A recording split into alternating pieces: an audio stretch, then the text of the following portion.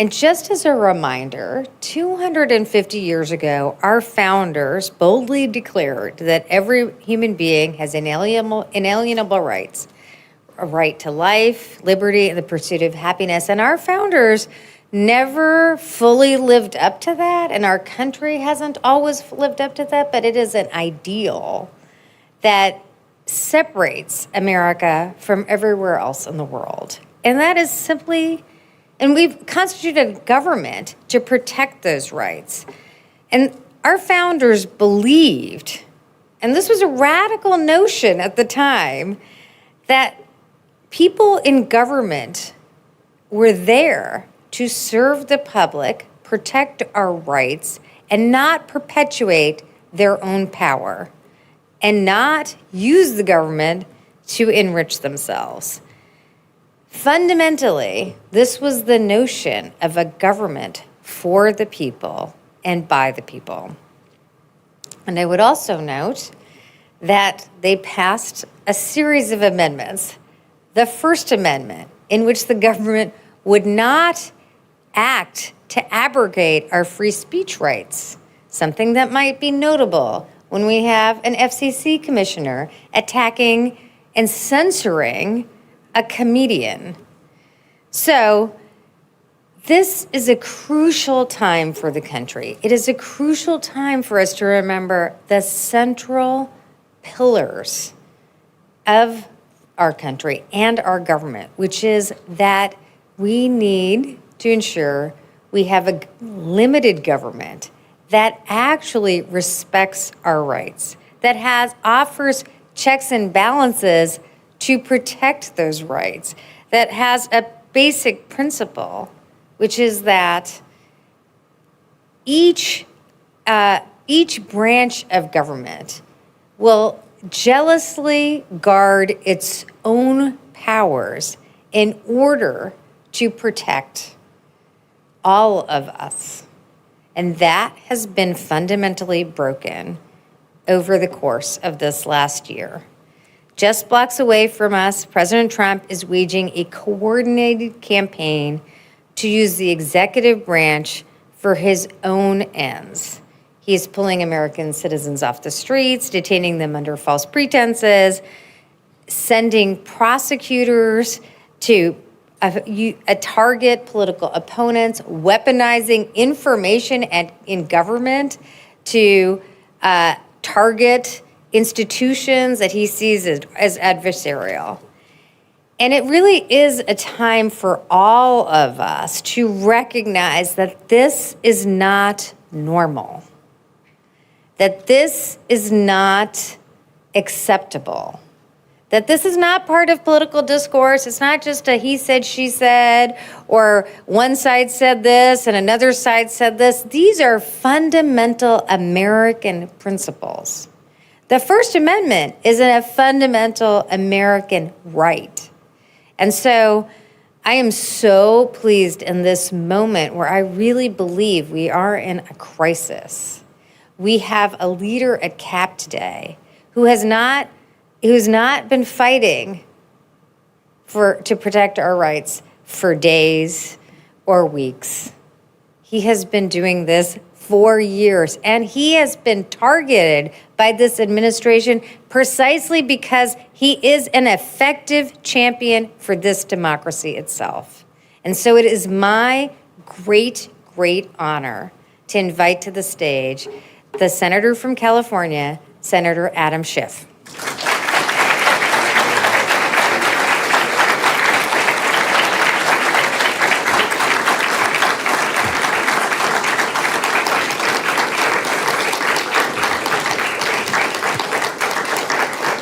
Thank you very much. Good afternoon, everyone. And I want to tell you what a delight it is to join you. Thank you, Neera, for those amazing words. Neera and I have a lot in common. Most significantly, we are both originally from the birthplace of the American Revolution, which means that at this very precarious time in our history, we are both deeply, deeply concerned about the fate of our democracy and the Red Sox. Neera, I so appreciate the important work that CAP does to develop bold, progressive policies that move our country forward.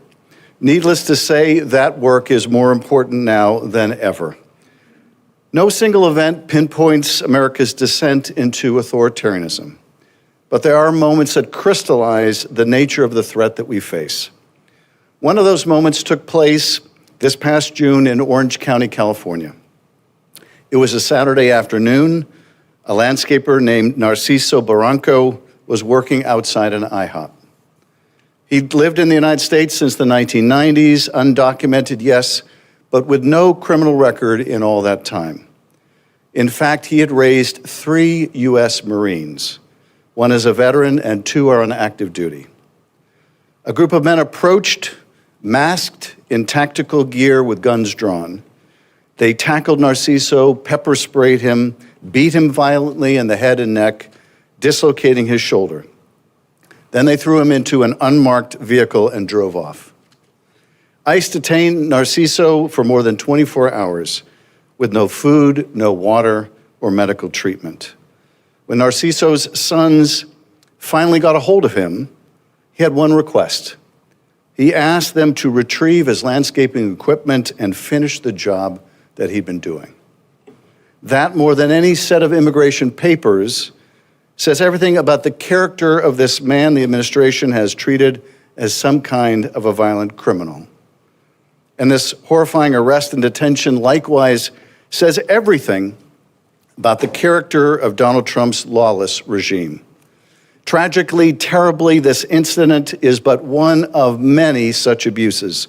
We've seen parents seized outside schools and daycares, fire crew members arrested while actively fighting fires, a disabled teen shackled, a U.S. senator shackled.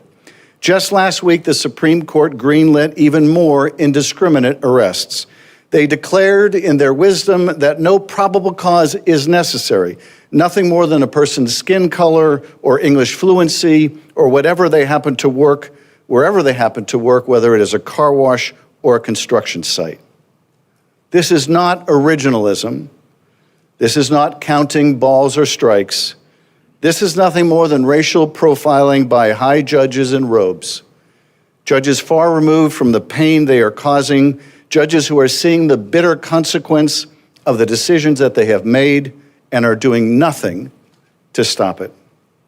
With every new order, every institutional guardrail gleefully obliterated, we are forced to ask ourselves, how did we get here? And more importantly, how do we stop it? To answer that question, we have to remind ourselves what we are fighting for, and it is this. For all our flaws, for all our stumbles, America has always embodied something precious, something unique, something worth defending. We were, as Neera said, an improbable experiment, a living, breathing testament to the revolutionary idea that a nation could be governed not by a king or a tyrant or a warlord, but by the people themselves. Instead of raw power and unquestioned edicts, our framers set up an ingenious system of checks and balances. Instead of gallows and guillotines, we developed robust institutions, independent courts, a dogged free press, apolitical law enforcement to ensure transparency, accountability, and the rule of law. When immigrants like my great-grandparents looked to the old world, they saw poverty and pogroms. And when they looked to this country, they saw, with good reason, a golden Medina, a golden land.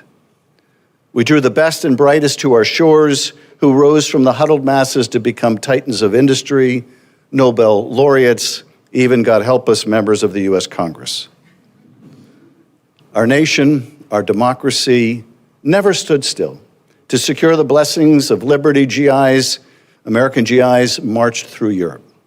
To expand the promise of democracy, Americans from all walks of life marched across the Edmund Pettus Bridge. We became the envy of the world not because we were perfect, but because we always aspired to be more perfect.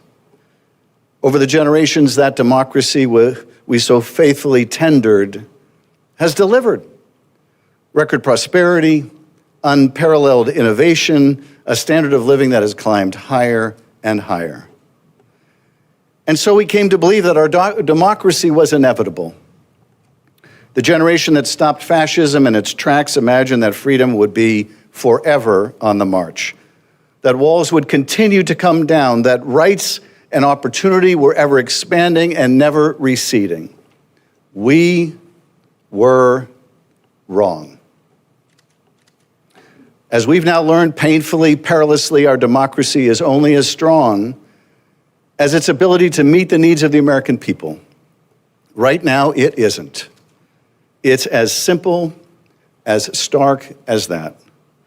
We ask people to believe in the American dream as their wages stagnated and the cost of housing, healthcare, and groceries soared.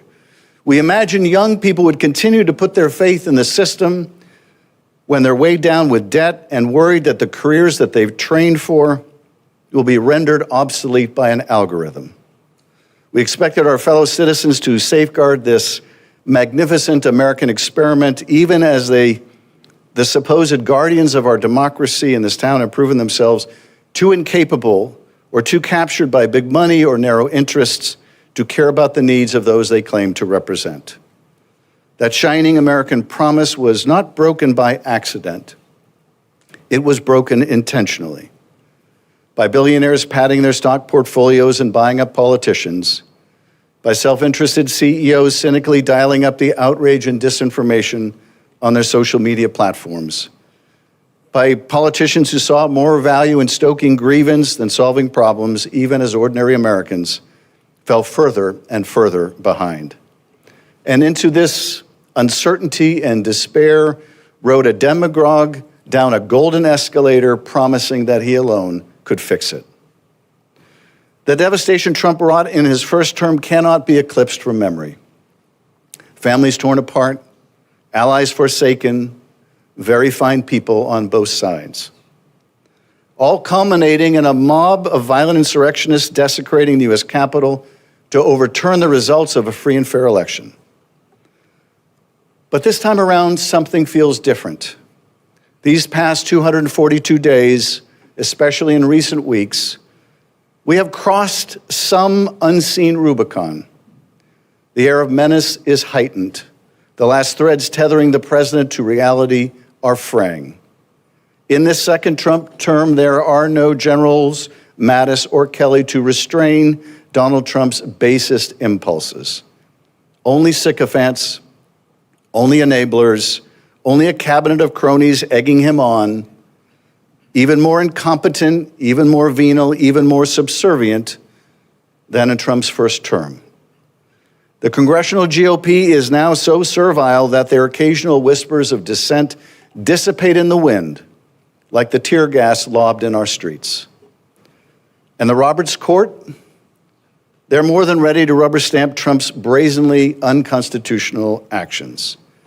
They've already given him the one thing that every would-be autocrat craves: immunity, a license to break the law because apparently he is the law. In this moment, Trump is truly unshackled, and he vowed he would bring retribution, and so he has. He teased that he wanted to become a dictator on day one, and so he seems resolved to be. He called for terminating the Constitution, and every day he demonstrates just how hostile he is to our founding charter. Look around us. It's not just that it can happen here, it is happening here. There is a particularly bitter irony in all of this.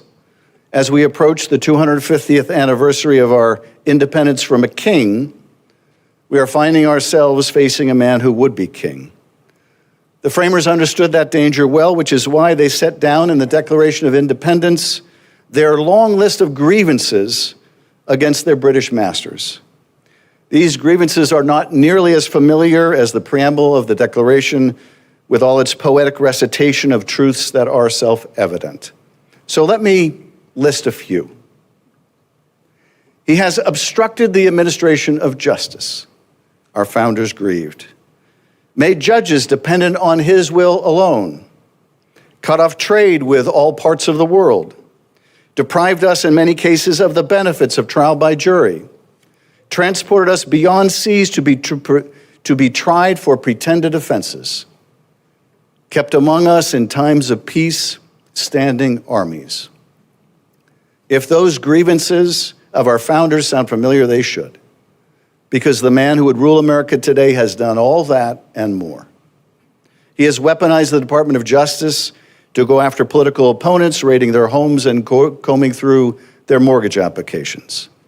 He has extorted media and law firms whose work he abhors, launching the most blatant attacks against the free press in American history, and leaving us to wonder what will be left of the First Amendment when he's done.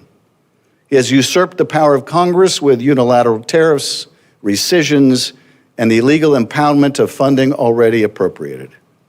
He has declared war on Democratic-run cities, sending in the National Guard over the vehement objections of local officials. He has targeted whole groups of Americans to fuel his nativist grievances: immigrants, Muslims, the LGBTQ community, women deprived of reproductive freedom. He has emboldened and elevated white nationalists and anti-Semites and weaponized the fight against anti-Semitism to advance his own agenda. He has monetized the presidency to pocket billions, accepting a Qatari palace in the sky, while the American people struggled to pay their rent here on solid ground. He has established a protection racket for American businesses. The cost to avoid his regime's interference: censorship, equity stakes, a percentage fee to Trump's treasury, or a personal payment to the president himself. He has imposed his own twisted reality ahead of security and economic well-being, dismissing apolitical generals who deviated from the party line, forcing our intelligence community to justify his unfounded beliefs, crusading against the independence of the Federal Reserve, firing the head of the Bureau of Labor Statistics when the job numbers were not to his liking. He has sought to bend educational and cultural institutions, schools, universities, the Smithsonian, the Kennedy Center, to reflect his distorted views. He is taking life-saving vaccines away from the public because of an allergy to science and a kind of sickness taking hold of the regime. We have seen this movie before. We know where this treacherous slope leads. It is Hungary under Orban, Turkey under Erdogan, El Salvador under Bukele. It is Venezuela under Maduro and Russia under Putin. In Czechoslovakia, where I lived as a young prosecutor, I watched a cunning autocrat exploit inequality and xenophobia to literally divide that country in two. These regimes may promise a golden age or a return to lost greatness. And what do they deliver instead? Inflation, debt, corruption, a midnight knock, and the sudden disappearance of critics and dissenters. Now, I realize the picture I have painted is distressingly bleak, but importantly, vitally, there is cause for hope. Other nations have clawed their way back from authoritarian rule. Just as democracy is not inevitable or indefinite, neither is autocracy. Where there was an Iron Curtain, there was also trade unionists gathered in solidarity at a shipyard in Gdansk, candlelight vigils in Leipzig, human chains stretching across the Baltics. Where there was Pinochet's brutal junta, there were students, priests, and workers singing, "Joy was coming." Where there was apartheid law in South Africa, there were the voices of Nelson Mandela and Desmond Tutu and townships across the country that eventually carried the day. So how do we find our way back? How do we prevent the further erosion of our democracy? The answer is never political violence like the kind we witnessed in Utah last week, nor the kind we saw in Minnesota earlier this summer, or in Butler, Pennsylvania last July, or in San Francisco in 2022. Never. The answer to how we defend our democracy is always with the tools of democracy: legislation, litigation, and mobilization. Yes, Democrats are in the minority. Yes, our Republican colleagues have wholly abdicated their role as a co-equal branch of government. That does not mean that we cannot put up a fight.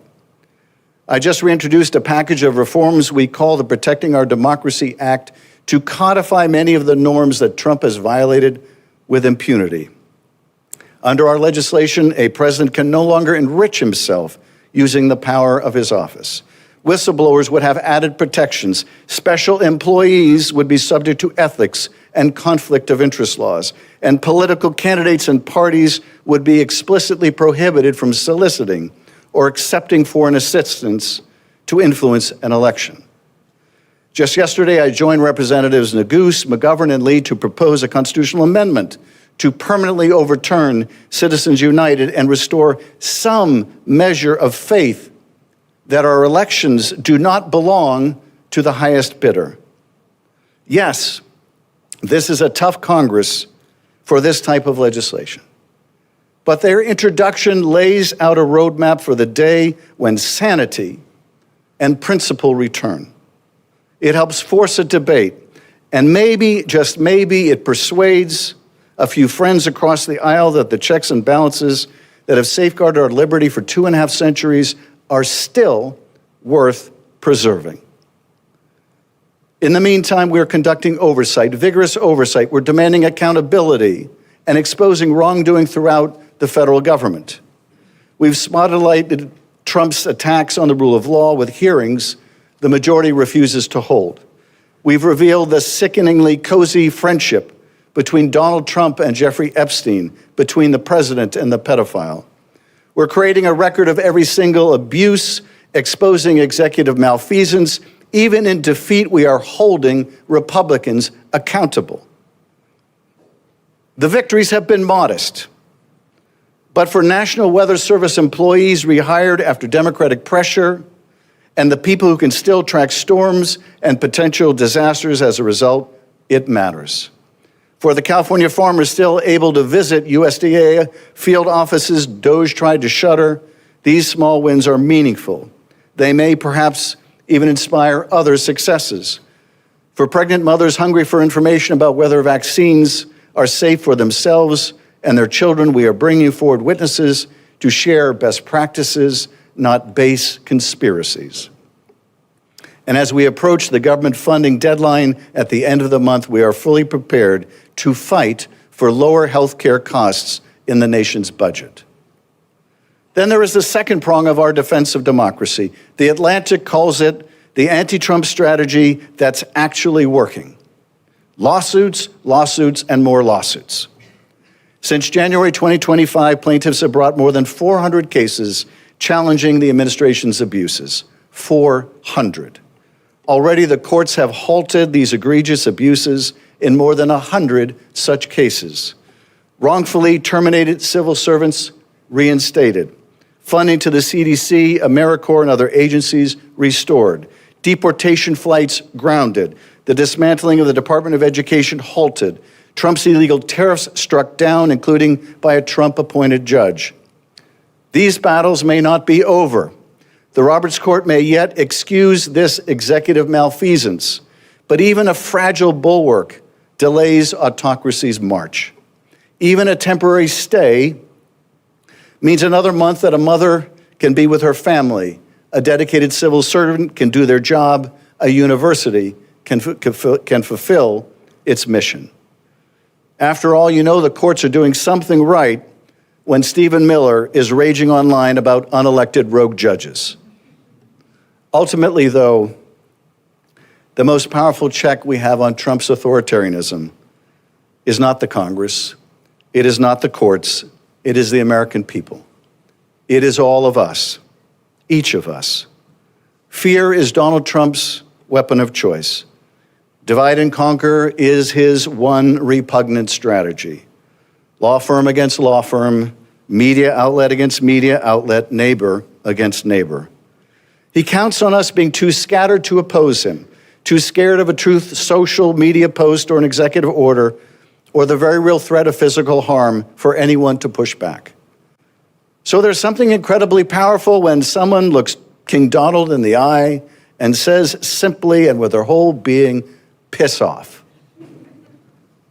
In the university that pledged it will not surrender its independence or relinquish its constitutional rights. In the law firm that defiantly declared Capitulating to unconstitutional government coercion is simply not in our DNA. In the federal prosecutor, a former clerk for Kavanaugh and Roberts, who resigned rather than obey a lawless order, I expect you will eventually find someone who is enough of a fool or enough of a coward to file your motion, he said, but it was never going to be me. During the depths of apartheid, it was RFK, the heroic original, not the brainworm-addled junior, who reminded us that each time a man stands up for an ideal, or acts to improve the lot of others, or strikes out against injustice, he sends forth a tiny ripple of hope, and crossing each other from a million different centers of energy and daring, those ripples build a current which can sweep down the mightiest walls of oppression and resistance. From the CDC to the Social Security Administration, from state houses to school boards to the streets, courageous, committed Americans have sent forth those ripples, and we have seen a powerful current building and building. Just weeks ago, it was thousands marching here to protest the federal takeover of D.C. In June, it was more than 5 million Americans in 2,000 cities and towns across the country declaring that the United States would have no more kings. We've seen it at the ballot box in Wisconsin, in Iowa, in Virginia, where Americans are voting over and over for democracy, where Democrats standing against Trump power grabs are winning in deep red districts, exceeding past Democratic performances in those districts by 15, 20, 47 points. This administration is working so feverishly to tamper with district lines and voter rolls because they sense what's coming. And as Americans head to the polls in 2026, our voices, our ballots will determine, in Lincoln's words, whether we shall nobly save or meanly lose the last best hope of earth. We should be under no illusions about the magnitude of the challenge before us, but neither can we allow ourselves to be paralyzed by it. Lately, and thanks to my colleague John Hickenlooper, I have found myself quoting the Revolutionary War general Nathanael Greene. He was the second best known Revolutionary War general after Washington, which means that nobody's ever heard of him. Greene was responsible for Georgia and the Carolinas and badly outnumbered by the British. But his strategy, he wrote to Washington, was simple. We fight, get beat, rise, and fight again. Churchill, in last century's great struggle against authoritarianism, summoned his countrymen with much the same spirit. We shall not fail or falter. We shall not weaken or tire. Neither the sudden shock of battle nor the long-drawn trials of vigilance and exertion will wear us down. Give us the tools, he said, and we will finish the job. In our own time, in our own country, we recall Narciso Barranco, the landscaper taken by ice, beaten, bloodied, but asking only one thing of his sons, that they take up the tools and finish the job. That is our charge as well, to take up the tools of our democracy and finish the job. We will fight, we may get beat, but we will rise and fight again. In this pivotal moment, that unyielding commitment is what is demanded of us all. That is how we will sustain our sacred democratic inheritance and deliver, battered but unbroken, to the next generation. Thank you very much.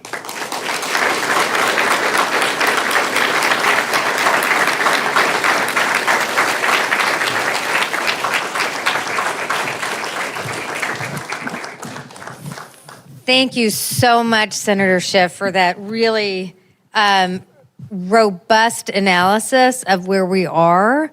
And I do think so many of us are anxious about where we are, so we're also grateful for your battle plan of how we defend our democracy and come out of this moment. But I think, people are particularly concerned and scared in the last week because of the events. Obviously, the murder of Charlie Kirk, which was reprehensible and has been rightly condemned across the political system, across the political spectrum, occurred, and it's taking place at a time where, when we've had previous leaders, they would call us to unite against violence. Instead, we are seeing essentially a rationalization of additional violence, efforts to paint half of America as radical, using the term they in describing the murder of Charlie Kirk. Karl Rove actually speaking out today against basically political forces trying to use this murder to demonize whole sections of the country. As you talked about, this is not the only instance of violence.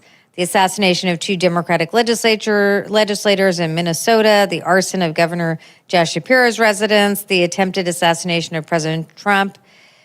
What do you say? What is your analysis of the moment we're in, and what do you think we can do to address this sort of using almost the threats of violence as a tactic, as a political tactic? And how do we create more of a space for healthy debate and, do as our founders so ably wanted us to do, which is mete out our political opposition and discourse in the debate of ideas and not with the reduction to violence? I've been in the Congress long enough to remember a time when elected officials were rarely the subject of threats. For my own part, if I received a threat in a period of 5 years, it was a rarity. Now, if I can go 5 days without one, that is more of a rarity. And it's not just members of Congress, it's city council members, it is school board members, it's private citizens. We have traveled down this dangerous path, and many of us have been warning about this for years. The answer to it cannot be either what the president is doing and saying to further divide us, nor can it be, in our response, adopting the loathsome language that he is using. Instead, we need to continue to point out to our fellow Americans that this is a bipartisan, nonpartisan scourge, that there are victims of horrendous violence whose views are on both sides of the political aisle and everywhere in between. And that we as a country, if we are to save this incredible experiment in democracy, have got to get back to resolving our disputes through the ballot box. And that is the only response that we can make. And so, yes, we will have to guard against the federal government now going after nonprofits, the further demonization of people like George Soros, all the dog whistles and everything else. At the same time, we have to call on our fellow citizens to remember the best of ourselves. During the first impeachment of Donald Trump, when I realized this was not an ordinary prosecution where I merely had to prove the president guilty, but rather I had to demonstrate why he was a danger to the American people, I made a very simple argument, and I think it is the same argument today. This president doesn't know right from wrong. This president is incapable of telling the truth. He is fundamentally indecent.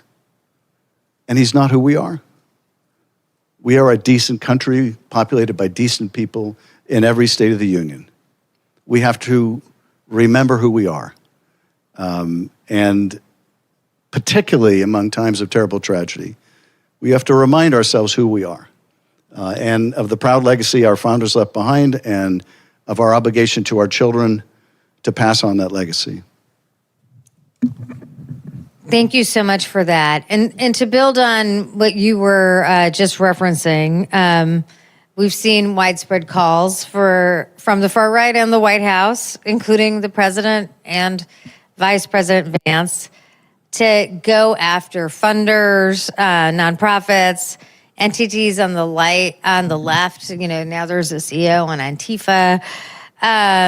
Stephen Miller, the deputy chief of staff at the White House, has basically called the entire Democratic Party an extremist organization. How do you see this and the broad discourse around free speech, around freedom of assembly, around these basic principles that, we have held so dear? What we've seen in the last 8 months is a continuing escalation of lawless action, broadening of their targets, a use of tactics and tools and government coercion in ways we've never seen before, whether it is forcing universities to pay millions and millions of dollars or lose research funding, or law firms to do pro bono work, which might include defending unlawful tariffs. We are seeing media companies literally forced to pay the person of the president millions of dollars if they want a merger to go through, or if they don't want to be the subject of vindictive action by the FCC. And now we can expect that enterprise to expand, to go after any pockets of resistance in the country. And the response to that has to be just what I have been describing, but now on a broader field. And that is, we're going to have to use oversight to expose these abuses.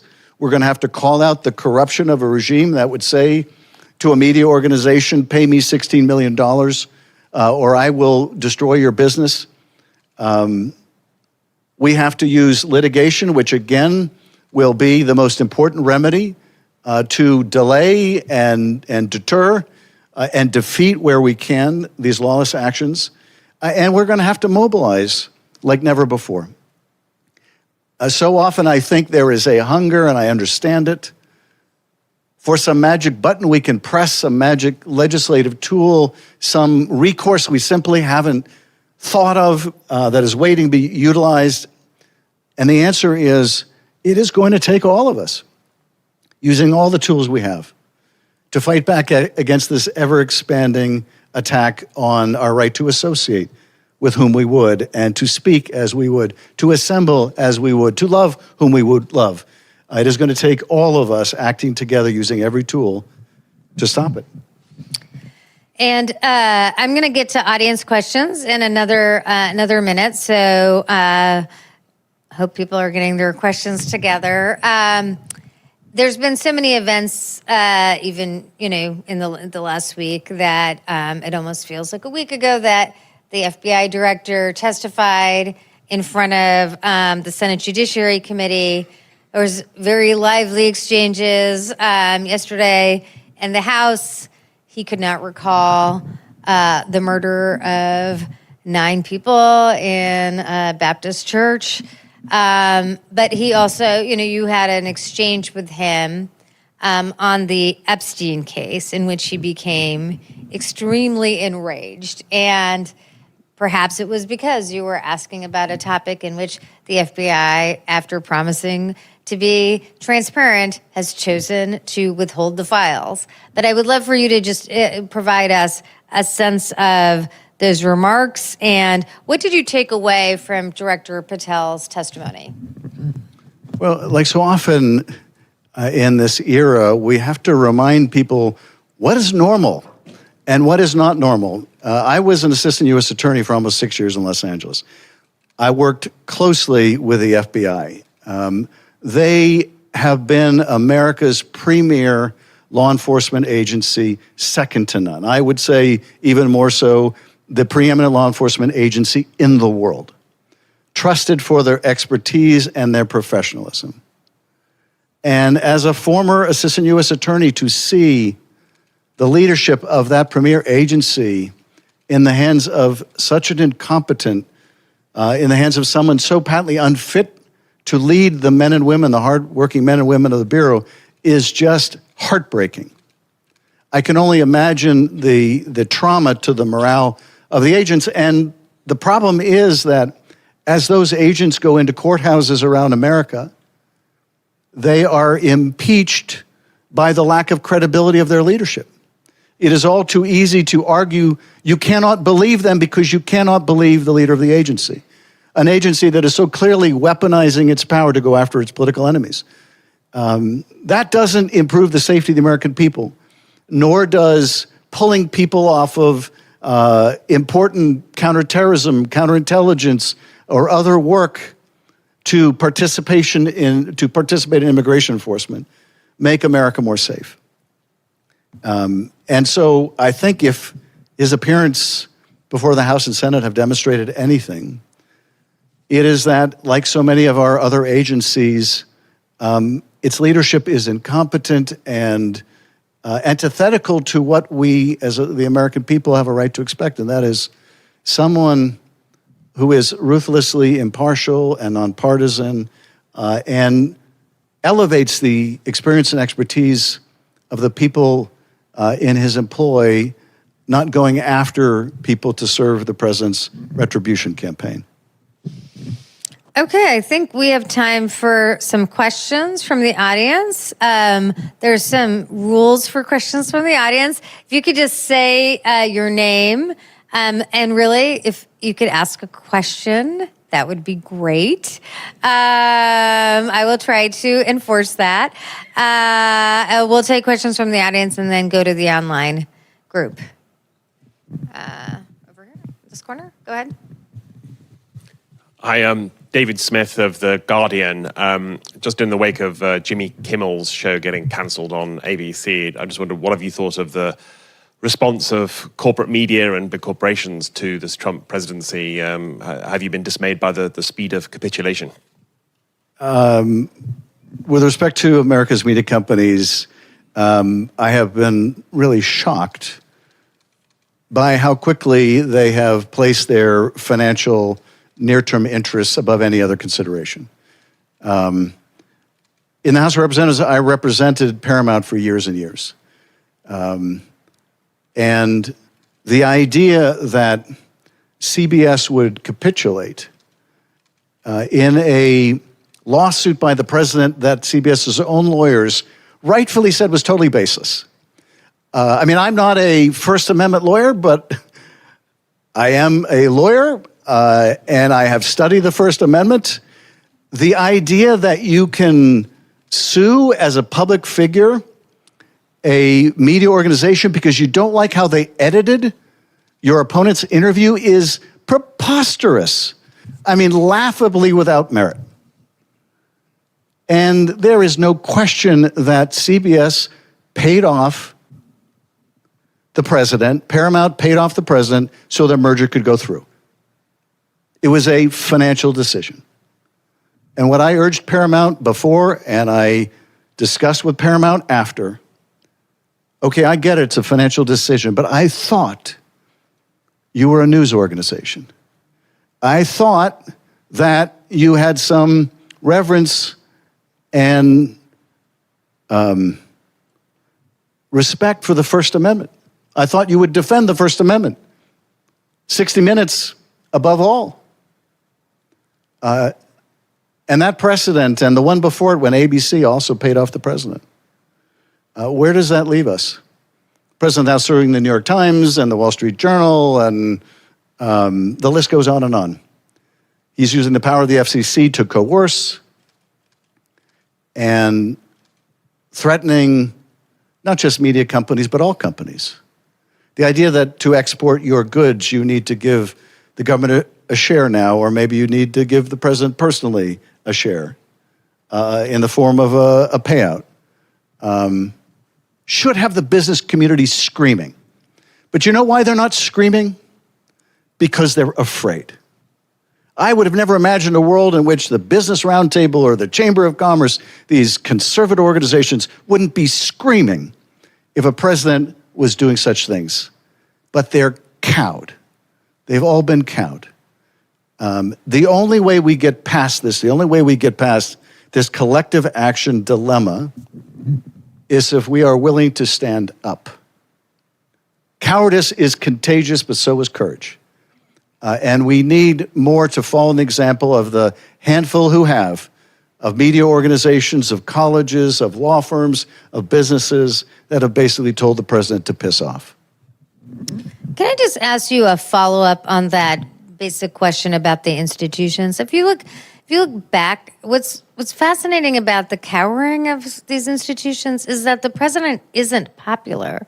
He doesn't have a majority of the country. People who supported him before have fallen away. He's governing with minority support. He won the election fair and square, not arguing that, but he is not governing with a strong majority support in the country. And in many ways, as you reference, actual Americans are turning out to vote at high numbers. People are protesting in the streets. But this is a fundamental difference from the first term, where institutions, some of which did stick up, are really fundamentally cowering, which makes, I think, a lot of people much more scared. So how do you analyze that? What is your message to people who look at people as powerful as leading scions of companies, CEOs say nothing as the Federal Reserve is under a massive attack, and yet average Americans are standing up and speaking out and, most importantly, engaging in the political process. People are protesting. They're not putting masks. There might be masks at ICE, but people are protesting with no masks on because they're still unafraid to speak out. So let me start with my own cohort of elected officials, because one of the most bitter epiphanies for me in the last decade has been about my own colleagues. People who I respected, many who I admired, because while I didn't agree with them, I at least believed that they believed what they were saying. And I came to learn that actually most of them, almost all of them, didn't really care about what they were saying, and certainly didn't care about it as much as they cared about holding their position. I would have thought prior to the last 10 years that if we ever faced a president as corrupt as this one, as venal and vile as this one, that there would have been 100 Elizabeth Cheney, 100 Liz Cheneys, 100 Adam Kinzingers, and I learned that they were just two. Just two. They're going to have a lot to be proud of to tell their kids and grandkids. I don't know what most of my colleagues are going to tell their kids and grandkids one day. Robert Caro once said in an interview that power doesn't corrupt as much as it reveals. It doesn't always reveal us for our best, but it says a lot about who we are. And I don't think it's that these colleagues that have gone from being supposed moderates to being right-wing conservatives, I don't think they've changed. I think it's just that we never really saw who they were. And the ideology was not the point. The keeping their position was the point. And, for any who still thought that some of these media organizations and some of these corporations were about more than money, sadly, we've come to see it's all about the money. It's all about the money. There is a price, and they're unwilling to pay it to live up to what they have aspired to in the past. So it has been a time of terrible revelation about what people are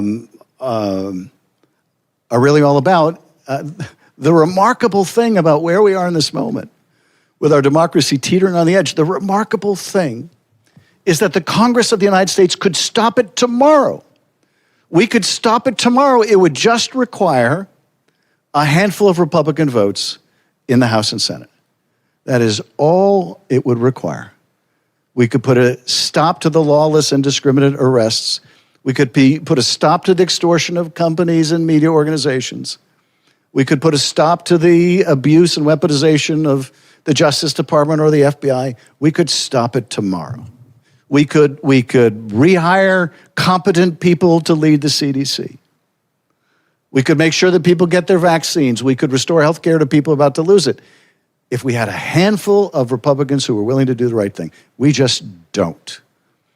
Which tells me that aside from the imperative of fixing our economy, which is central to this rise of authoritarianism, that it's not that there are flaws so much in the Constitution as in ourselves. If people don't give meaning to their oath of office, if the truth doesn't matter anymore, then no amendment's going to save us. So we need to make sure we're electing people of character. We need to make sure that we're undertaking our own civic responsibility of turning out in elections. We have to stand up even as others are afraid to do so they can be inspired by our example. Thank you so much. Other questions? There's one right there. Sorry. And just let's do this quickly because we'll try to take one more question after this. How's it going? My name is Riz. I'm a student at Georgetown. Just a quick question. You talked a lot about fighting back against Trump and whatnot, but my question pertains more to my generation, the young people here in America. It seems as if there's a lot of discontent with our generation. If you look at past election, we had young men. Can I so move you to the question, please? Okay, sorry. So what does it look like? What does a new vision look like to capture the youth vote again? Is my question. Yeah, thank you for the question. There is a common denominator, I think, between Trump's win last year and Mamdani's win. And that is both were vigorously opposed to the status quo. And the status quo is deeply unpopular. To the degree the Democratic Party has become associated with the status quo or incrementalism, that is death to the political future of our party. Your generation doesn't need small fixes. A small fix isn't going to help you afford an apartment or buy a home. A small fix isn't going to increase your job prospects or help you pay for health insurance you can't afford. We're going to have to put forward bold ideas that can move this country quickly. To me, the central animating question in our democracy is also the central animating question in our economy, and that is, if you're working hard in America, can you still provide for yourself and your family a good living? My son just graduated from college. Of his fraternity brothers, the ones that were going to have a hard time finding jobs were the software engineers. We have to make sure that anyone who's willing to work hard in America can provide for themselves. My parents, my father was in the schmata business. He was a clothing salesman. And he, when I was a kid, he made $18,000 a year as a traveling salesman. On the strength of that single income, my parents bought our first home for $18,000. You could buy a house for the annual income of a clothing salesman. For your generation, the idea of being able to buy a home for your annual income is unthinkable. And the thing is, it is not that we're not a prosperous enough country to make that happen. But we have failed to keep pace with the changes in technology and globalization, automation, increasingly with AI, such that people are working harder than their parents did and have a lesser opportunity for the good life and some retirement security and good health care. And that has to change. That's what Mamdani was promising and has promised, and that's why he was super popular in that primary. And I think in order to win young people back to the Democratic Party, we're going to have to show that we're willing to move far and fast. The Republicans have shown us, with their horrible and dark, destructive agenda, they can move far and fast. And we can move this country far and fast in the right direction. Last question right here. So, someone coming over to bring the last question right here. Thanks. Sorry. Senator, thank you for your time today. My question is, Can you just say your name? Oh, I'm sorry. David Basler. You've supported the Term Act, which would term limit Supreme Court justices. I'm curious to know your thoughts on the pathway to passing that bill and what you would say to those who argue that it could politicize the court even more. I actually think term limits on the Supreme Court is one of the most important reforms and would help us get past the politicization of the appointment of justices. And I say that because if we, for example, passed an 18-year term limit on the court. And I think we could do so constitutionally if we provide that when you reach your 18 years, you're not off the bench altogether, you're just rotated onto the Court of Appeals or the District Court. You still have lifetime tenure on the court, but you don't have lifetime tenure on a particular court. That would be consistent with the Constitution, which at the time didn't have the separation of the courts we do now. It would also mean that a president would know during the course of their tenure that they would have a certain number of justices to nominate and confirm. It would eliminate the gamesmanship we saw with Mitch McConnell delaying one president's nomination to try to jam another down the country's throat. To me, that is probably the single most important reform. Now, the challenge is this. Well, I believe that's clearly constitutional. I certainly wouldn't want this court to be the one adjudicating it, because you know how that's going to turn out. So we either have to wait until we have a very different court, or we have to expand the court so that it will not only pass a term limit or uphold a term limit, but it also will allow us to enforce a code of ethics upon the court. And that is more challenging, I will acknowledge, much more challenging. But I don't want my kids' generation, I don't want the young people in this country to have to spend their entire lives under a reactionary court that believes that corporations are people, that believes the president is immune from prosecution for criminal acts. I don't want to see them have to live their lives under Supreme Court that thinks that women have no right of reproductive freedom or to privacy. And if we're going to change that, it's going to require strong medicine like term limits. I want to thank you so much, Senator, for your incredible remarks and for, so many people ask about meeting the moment, and I want to thank you for being a leader who is. Thank you so much. Thanks, everyone. Thank you, Neera.